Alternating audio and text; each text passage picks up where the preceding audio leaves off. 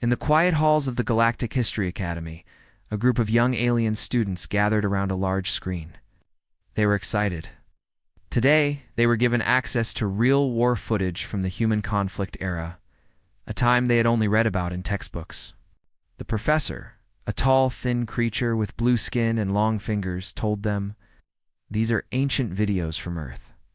Watch and study how humans fought in their final war." The room darkened, and the first video began. The footage was grainy, shaky, and full of noise. Explosions lit the sky, and human soldiers screamed into broken radios. Alien students chuckled. Their own planets had never seen such chaos. "Primitive weapons," one whispered. "So loud and slow," said another. A small, green-skinned student laughed. They called this war. But in the corner of the room, someone wasn't laughing. A human, old, worn, and silent, sat alone. His name was Marcus. He was a veteran, long retired and mostly forgotten.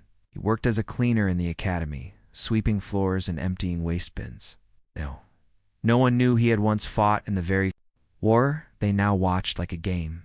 As the footage played, Marcus turned his head, his eyes locked on the screen. A strange look spread across his face. His hands began to shake. The students kept watching, amused, until they heard a soft sound. It was not part of the video. It was real. They turned. Marcus was crying. Tears rolled down his wrinkled face. His body trembled. He stepped forward, staring at the screen like a man seeing a ghost. The students were silent now. One of them asked, "Sir, are you okay?" Marcus didn't answer. His lips moved, but only one thing came out. "Turn it off. You don't know what you're watching." The professor reached for the controls, confused. But before he could press a button, the screen glitched. Static filled the air, and then the video cut out by itself. The room stayed dark. No one moved. Marcus looked at the students. His voice was soft, but sharp like a blade. "You think it's history? You think it's just war footage? But you weren't there. You didn't smell the burning air. You didn't hear the screams in the night. That wasn't war. That was the end of everything." One student whispered, "But the council said humans fought bravely. They stopped the threat." Gabe gave a bitter smile. "They showed you the last chapter, not the story." Another student stepped forward, curious now. "Then what really happened?" Marcus turned to leave. Before walking out, he said one thing. "If you want the truth, play the next file. But be ready. Once you see it, you won't laugh again." The door closed behind him. In the silence that followed, the students looked at each other. Curiosity replaced laughter. Fear replaced pride. The next file sat waiting in the archive, locked, unplayed, and marked with a warning. Level red emotional hazard, and deep in the shadows of the academy, the old war began to stir again. The next day, the students returned early. They didn't laugh. They didn't chat. Something had changed. The image of the old human crying had burned into their minds. The professor arrived, carrying a data key in his long fingers. "This is the file the human spoke of," he said, placing it into the terminal. Level red. Emotional hazard. I should not allow this, but maybe it is time. The screen flickered to life. A warning appeared. Footage contained scenes of extreme loss, betrayal, and extinctional warfare. The professor looked at the students one last time. "May leave if you want." No one moved. The video began. At first it looked like old war footage. Fire, shouting, humans running through broken streets. But then the camera tilted upward, and they saw it. A creature taller than a building, black as space, with eyes that burned like dying stars. It was not a weapon. It was not a species any of them had studied. It was something else, something wrong. One of the students gasped. "That's not in our records," Marcus had returned. He stood in the back, silent. The professor didn't stop him. The footage zoomed in on a human soldier standing alone with a railgun. The creature roared. The soldier screamed and charged. The camera went black. The students were frozen. "What was that thing?" someone whispered. Marcus spoke. "That was one of the first. We called them the Silence. They didn't speak. They didn't trade. They just arrived and began erasing everything." A student asked, Why didn't the Galactic Council stop them? Marcus looked down. Because they used us instead. The footage shifted to a battlefield on a desert. World, alien children cried, hiding in wreckage. A human soldier picked them up and ran through gunfire, shielding them with his own body. He took 6 shots, never stopped. One student blinked. That was a human saving alien children. Marcus nodded. We didn't care what planet you came from. If you were alive, we fought for you. The students stared in silence. The next scene showed a council meeting. An alien leader spoke. We will not commit more of our forces. Earth's humans will continue ground resistance. It is their role. Another leader agreed. They are strong. Let them fight. Marcus's fists clenched. The final shot showed Earth's orbit, black ships falling from the sky, burning. Human voices cried out over radio.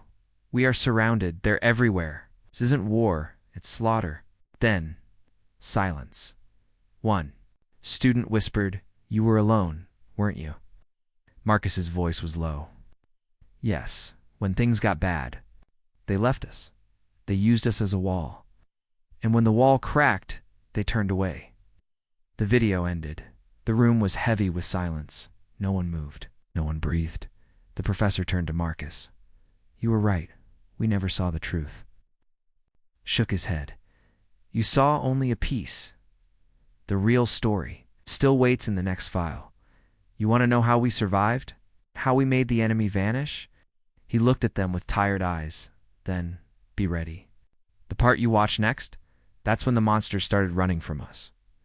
The room was darker than before. No one laughed now. No one whispered.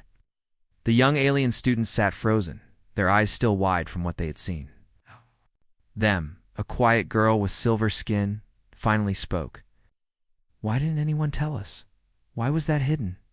Marcus stood near the wall, his back straight, but his face tired, because your leaders were afraid, not of the enemy, but of us, of what we became when the council left us to die. The professor unlocked the next file. It was marked Project. Furnace Confidential. Do not share with civilian species. He hesitated. Once we watch this, we cannot pretend anymore. The student said nothing. The file was played. The footage began on a blackened moon. Wind screamed over scorched stone. Human soldiers moved slowly, wearing broken armor and bloodied gear. Their weapons were cracked, repaired with scraps and hope. They looked more like survivors than soldiers. One leaned against a metal wall, coughing. Another dragged the body of a fallen friend. Then something appeared in the distance. Not the creatures from before. This one was different, taller, smarter. It wore armor and walked like a predator. When it moved, the humans hid, not out of fear, but out of planning. The camera zoomed in. A small group of humans surrounded the creature silently. One soldier made a hand signal. They attacked from all sides, screaming like madmen. The creature fought back, killing 3 instantly. The last human, a woman with burns across her face, wrapped an explosive cable around its neck and shouted, "For home." The screen turned white. The students gasped. That, Marcus said, was when we stopped playing by the rules. The video shifted. Human scientist appeared, sitting in a dark bunker. Project Furnace is active, he said into the camera. They wanted monsters? We'll give them monsters. The footage showed new human weapons. They were not clean or advanced. They were brutal. Flame bombs that burned entire valleys.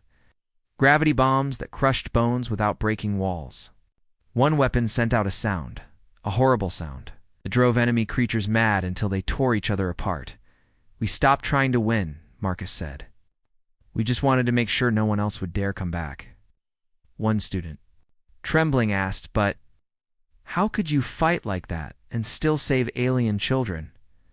Marcus looked at her, because even monsters remember love. Even in hell, we remembered who we were. The footage changed again. It showed a human soldier, kneeling beside a dying alien warrior. The alien begged to be left behind. The human carried him anyway, limping, wounded, whispering songs to keep them both alive. You called us beasts, Marcus said, but we carried your wounded. We held your broken. And when your leaders ran, we stayed. Another student whispered, you were never the monsters. Marcus looked down. That's not true. We became something dark, something terrible. But we did it to stop something worse. The screen turned black. One final image showed the sky over Earth, burning, broken, but quiet. We survived, Marcus said. But we paid in blood, bone, and fire. You only saw the ashes. Now you know what built them. The professor turned off the screen. No one spoke for a long time, but every student knew they could never see humans the same way again, and Marcus knew. The worst was still to come. The classroom lights remained dim, but it wasn't because of the settings. It was the mood, heavy, quiet, full of something no alien language could explain. The students sat still, eyes fixed on the screen that now showed only a blinking icon, play, final broadcasts from Earth. Marcus stood at the front this time. The professor had stepped back. No one asked him to. He just knew this part belonged to the human. With a deep breath, Marcus spoke. You've seen what we fought. You've seen what we became. Now you'll see what was done to us. Not by the enemy, but by those we trusted. The video began. It showed Earth's skies. It's not blue, not bright, but filled with black ships, not enemy ships, but Council warcraft, the same species that humans had protected. The same allies that had promised support. A voice played over the footage, a calm, cold alien voice. This message is for Earth Command. Due to the uncontrollable spread of hostile forces, the Council has voted to enforce planetary quarantine. All support will be withdrawn immediately. May the humans fight with honor? The screen showed Earth's capital city, fires everywhere, civilians running, soldiers dragging injured children through rubble.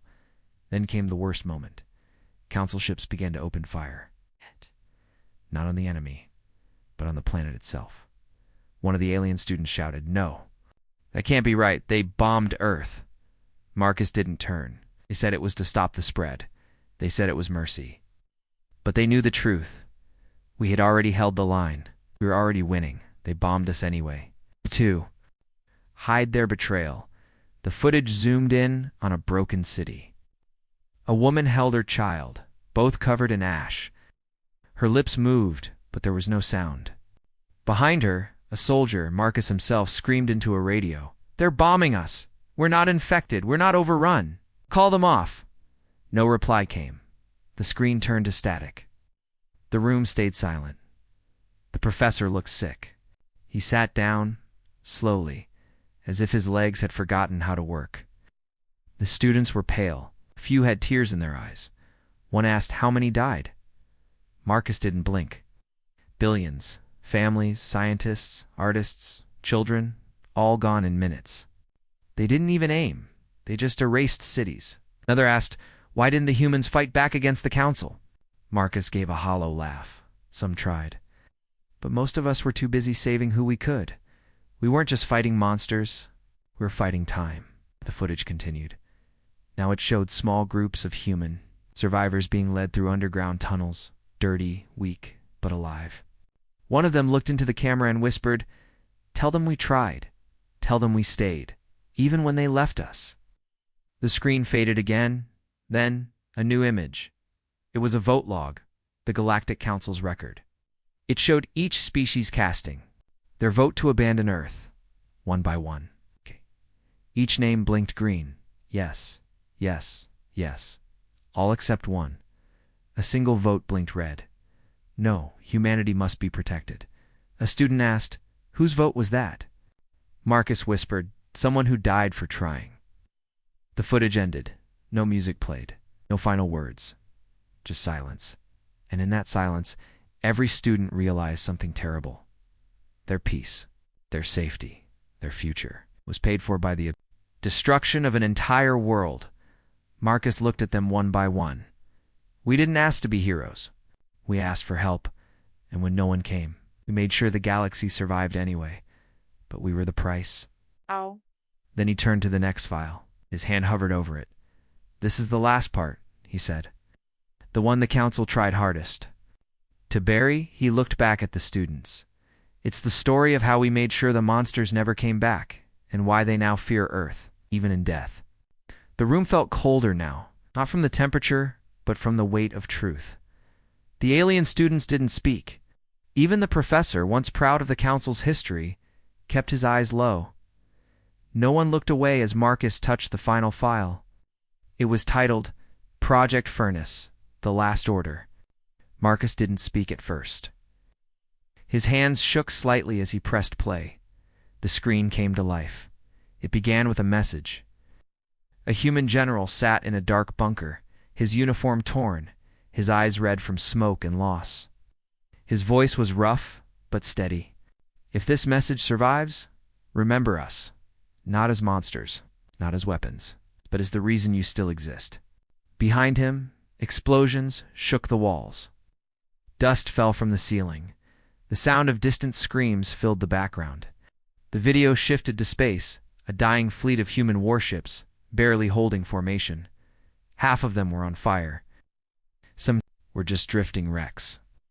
But they were heading toward a planet that wasn't Earth. It was the enemy's homeworld. One student gasped.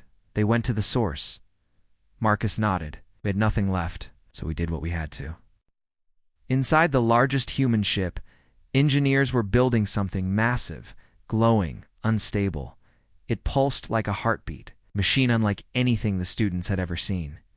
Project Furnace, Marcus said. A weapon so powerful, even we were afraid to use it. The footage showed human scientists arguing. Some begged to wait. Others said there was no time. In the end, they voted, not by majority, but by drawing lots. Those who stayed would activate the device. Them expected to survive.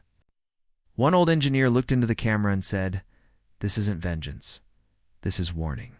If you ever lie to humanity again, remember this." Then came the launch.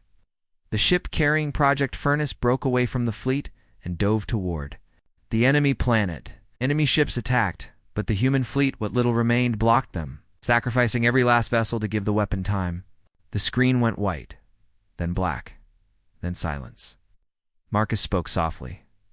They didn't just destroy the enemy planet, they destroyed its sun. They used gravity-twisting tech we barely understood. The system collapsed. Nothing escaped. One of the students whispered, "That's why no one ever found the enemy's homeworld." Another added, "The council said the threat vanished. They never said why." Marcus looked at them. "We erased them, burned them out of existence, so no one would ever suffer like we did." The screen showed the aftermath. Humans. What few were left, floating in survival pods. A message blinked on one pod's screen. Return to Earth status. Uninhabitable. The last surviving soldier in the footage opened the pod door, looked out at the stars, and saluted. His voice cracked as he whispered, "We finished it. We can rest now." The screen faded. For a long time, no one in the room moved. Then one student, the youngest, stood. Her eyes were wet. "They turned your world into ash," she said, "but you still saved ours?" Marcus looked at her. "We didn't save the galaxy for praise. We did it because someone had to." Another student asked, "Why didn't you share this before? Why let the lie stand?" Marcus answered, with a tired smile, "Because truth hurts. And I was too tired to make the galaxy feel what I carried every day." He walked slowly to the exit. But before he left, he turned one last time. "Now you know," he said. "Not the version in your books, the real story."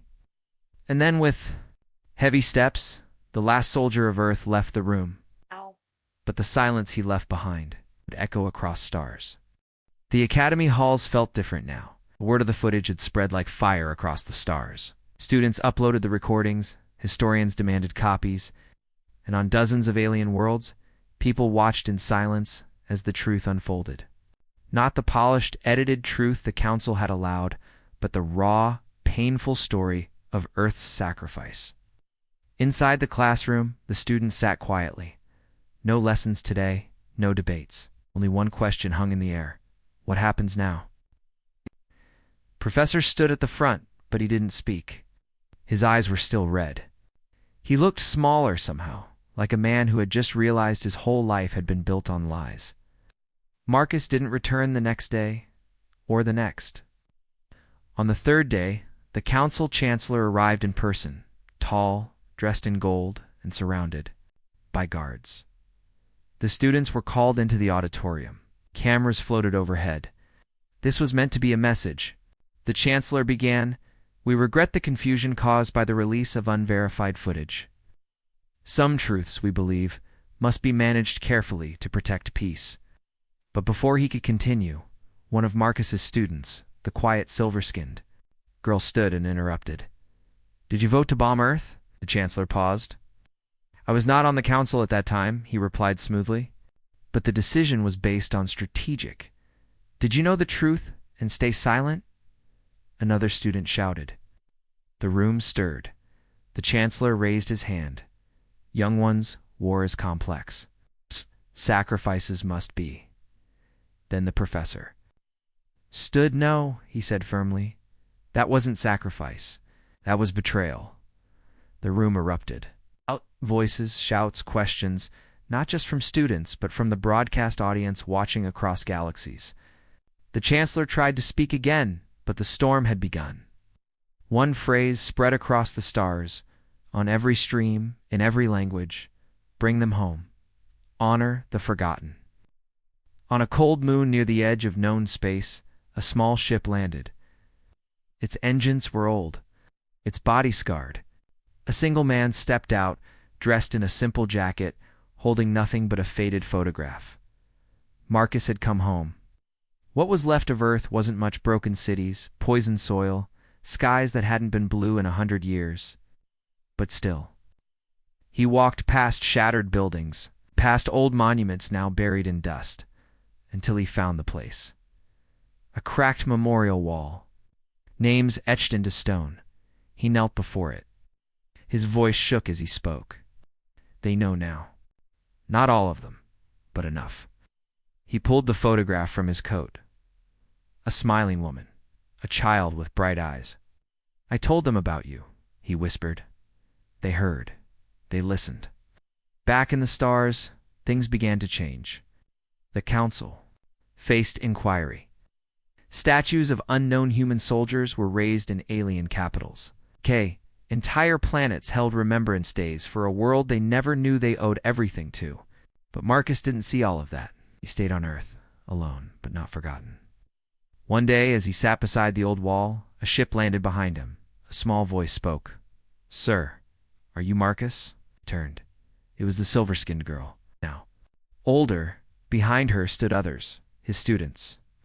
They carried food, water, seeds, books. One of them smiled. "We're here to rebuild." For the first time in decades, Marcus smiled too. He stood slowly, placed a hand on the wall, and whispered, "They finally came back." The camera zoomed out over the broken land, over the students, over the man who carried the memory of a world no one dared to remember until now. And across the galaxy, they no longer called it war footage. They called it what it truly was: the story of how humanity saved the stars and paid the price alone. The wind on old Earth was dry and quiet, like a whisper from ghosts. But something was different now. Green had returned. It wasn't much a patch of grass here, flower blooming from cracked concrete there, but it was real. Life was coming back. Marcus sat in a chair outside the old war memorial, wrapped in a thick coat. He was older now, slower. His hands shook when he poured his tea, but his eyes still held fire. The alien students know. Volunteers now worked all around him. They cleared rubble, repaired old homes, planted seeds in the dry ground. Each of them had chosen to come here, not because of orders, but because of what they had seen in that footage, because of what Marcus had taught them. They were not rebuilding Earth to erase the past. They were rebuilding it to remember. Ships now came and went from orbit. Not warships, but peaceful craft bringing supplies, tools, even children, alien children who ran through the ruins of old human playgrounds, laughing under skies that had once been black with smoke. One day Marcus was invited to speak. A large gathering had formed in front of the rebuilt United Earth Monument. A camera hovered above, broadcasting across hundreds of worlds. Marcus stood slowly. His voice was quiet at first, but it grew stronger with each word. "You watched the footage," he said. "You cried, you got angry, that's good, because pain should not be forgotten, and neither should those who carried it for you." He pointed to the names carved in stone. Human names, soldiers, doctors, mothers, children they didn't die for medals, died for a galaxy that turned its back on them, and still they fought. Still they protected. The crowd was silent. Marcus looked at the camera. "I have one last request. Not for revenge, not for shame, but for truth." He raised a hand and pointed to the stars. "Tell your children, every species, every world.